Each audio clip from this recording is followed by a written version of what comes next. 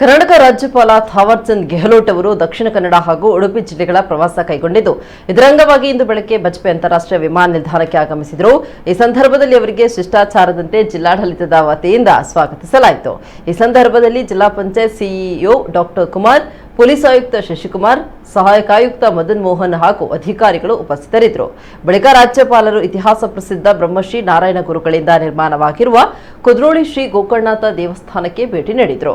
ಸಂಜೆ ಮೂಡಬಿದ್ರೆ ಸಾವಿರ ಕಂಬದ ಬಸದಿಗೆ ಭೇಟಿ ನೀಡಿ ಕಾರ್ಕಳ ಉತ್ಸವದಲ್ಲಿ ಭಾಗಿಯಾಗಲಿದ್ದಾರೆ।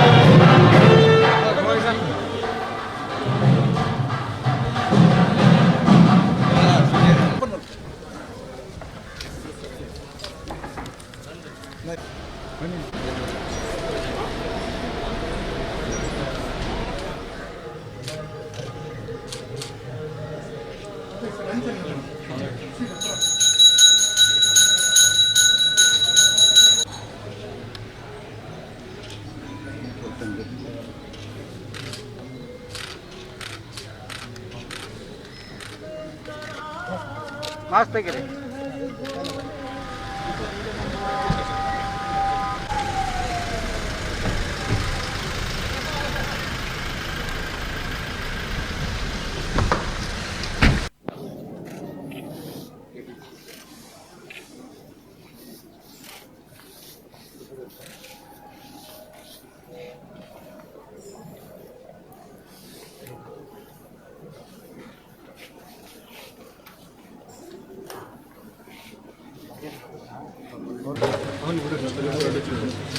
Photo interest